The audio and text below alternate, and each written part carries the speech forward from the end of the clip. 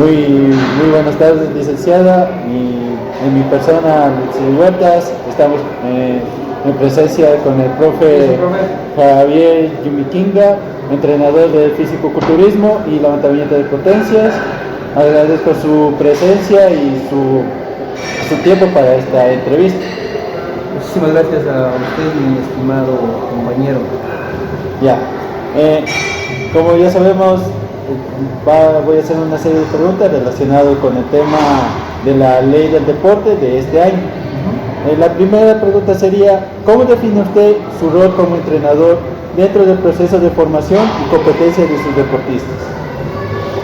A ver, mi rol como entrenador es formar deportistas y que tengan el objetivo de representar al club, en este caso a la Universidad Técnica del Norte. También, aparte de eso, fomentar algunos valores como el respeto, que es uno de los valores fundamentales dentro de la institución. Aparte de eso, nos toca también fomentar algunos otros valores, como es también la tolerancia, porque cuando uno de los chicos que va a entrar al club, va a representar al club, tiene que someterse a varias situaciones en cuanto a entrenamiento, de alimentación. Entonces tiene que ser bastante tolerante para aguantar todo este proceso. Ya, muy bien. Eso también hay que tener en cuenta en la actualidad, que los entrenadores tenemos que tener ese papel fundamental como el pilar para fomentar esos valores y desarrollar la formación de los valores de nuestros deportistas. Claro, es que mira, muchas veces tú cuando estás en una escuela, en un colegio, haciendo prácticas o dando clases, la persona a la que más buscan los estudiantes es al profesor de educación física, porque no se convierte solo en el profe que da clases de fútbol, de básquetbol y de cualquier otro deporte, sino se convierte también en un consejero, se convierte en una persona que te apoya psicológicamente, te dice cómo alimentarte bien, te dice a veces cómo vestirte, te dice cómo pararte frente al público, porque necesitas saber de todas esas cosas para cuando ya vayas tal vez a una universidad o tal vez a un trabajo fuera. Te recuerda mucho el profesor de educación física a todo lo que te decía antes, ¿no? Yo me acuerdo cuando mi profesor me decía: tienes que pararte así, tienes que estar bien presentado y tantas cosas. Entonces ayudamos en muchas cosas, no solo en el deporte. Ya. Esto también en relación con la ley actual que habla sobre los deportes de formación, de alto rendimiento, recreativo, comunitario y de integridad. Esto también va relacionado a los deportes electrónicos, también va relacionado con la siguiente pregunta. Desde su perspectiva como entrenador, ¿qué oportunidades y riesgos observa en el desarrollo de los deportes electrónicos como disciplina reconocida dentro del sistema deportivo nacional? Es que ese es un tema que se debería tomar mucho en cuenta para hacer un estudio bastante intenso, porque no puedes tomar un deporte electrónico como por ejemplo, yo en mi casa un PlayStation, ¿no? Y no le puedo decir a mi hijo, a mi sobrino, a mis hermanos, a alguien: vamos a hacer deporte en el Play. O sea, el deporte es mover tu cuerpo, quemar calorías, actividades lúdicas, juegos, compartir con otras personas. Entonces, yo creo que debería haber un estudio bastante minucioso para tomar los juegos electrónicos como un deporte. ¿Sí? ¿Usted considera que es un riesgo así de que los deportes electrónicos no fomentan al deporte, al sistema deportivo nacional en la actualidad? La verdad, para mí no apoyo ni nada que tiene que ver con el deporte.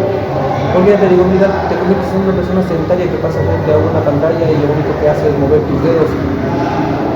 No haces ningún tipo de movimiento extra. Entonces, ¿a cómo le llamamos deporte si solo estás sentado frente a una pantalla? Dañando tus ojos, incluso dañando tu organismo, porque vas a pasar sentado ahí. Claro, es que también tenemos que tener en cuenta es que el deporte electrónico no es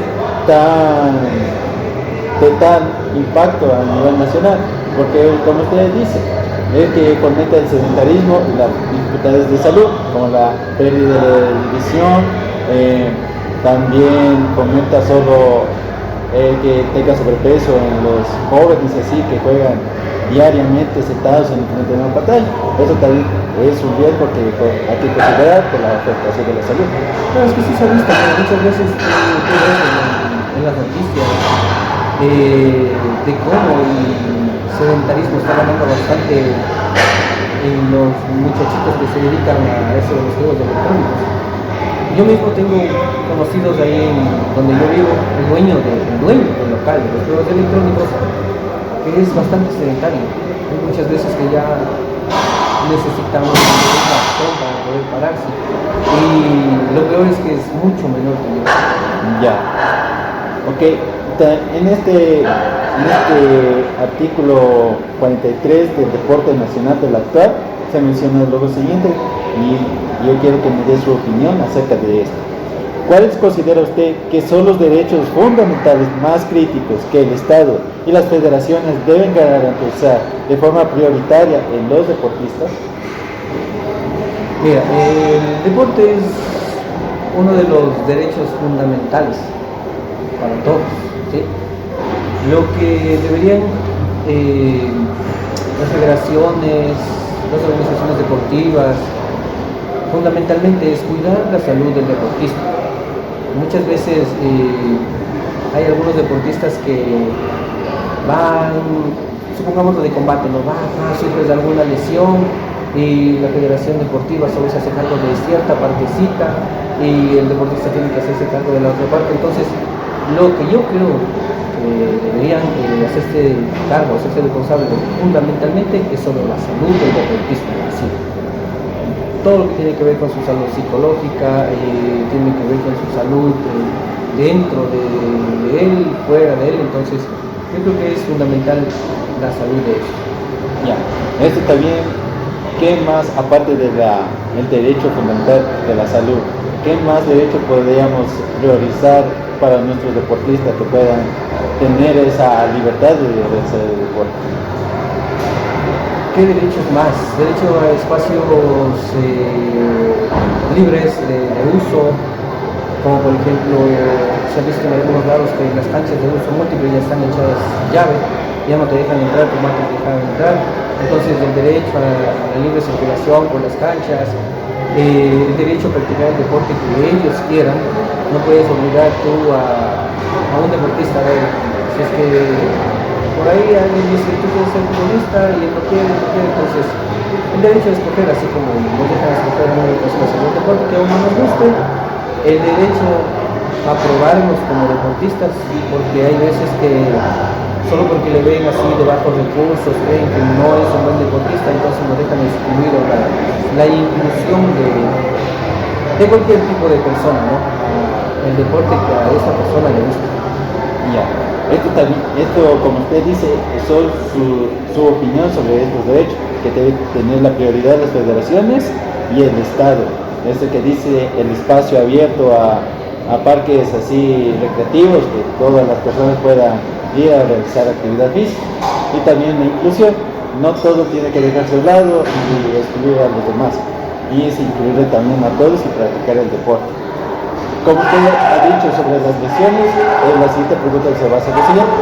Según la ley de deporte, ¿cuáles son las consecuencias y sanciones para que una organización, si incumple en la obligación de contratar un seguro médico internacional para sus delegaciones o los deportistas que van a participar en mundiales o en olímpicos?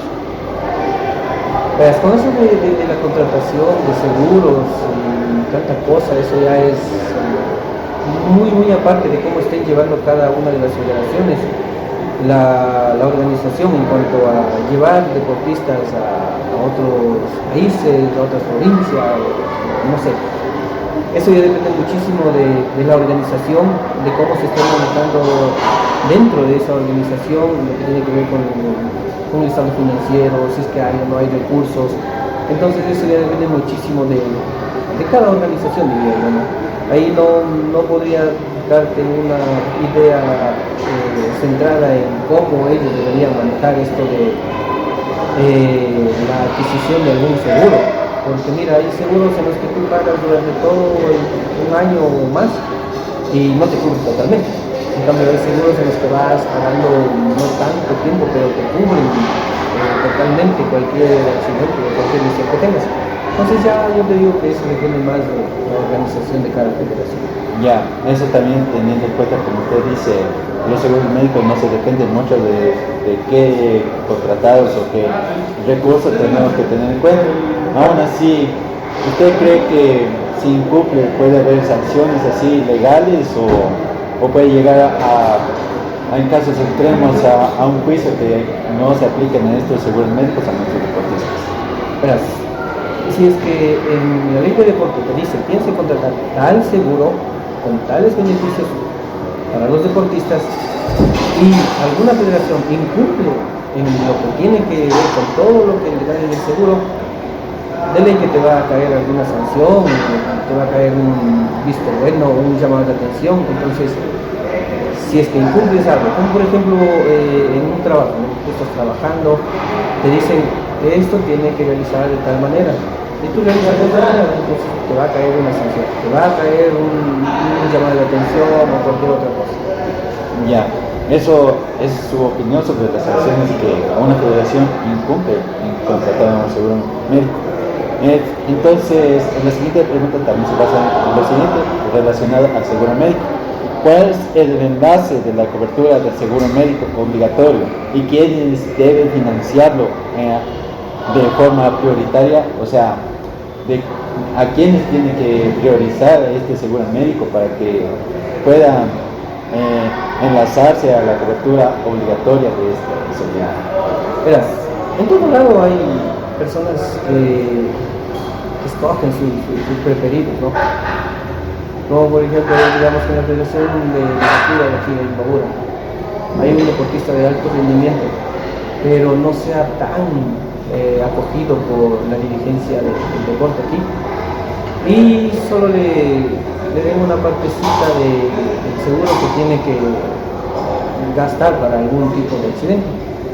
Entonces eso también depende mucho de la organización. Yo he seguido de la organización porque si la organización no está de acuerdo en que todo el mundo merece todos los beneficios, sea un deportista de alto rendimiento, sea un deportista que está yendo al alto rendimiento, entonces ahí estaría fallando la dirigencia de la federación o del club o de lo que sea.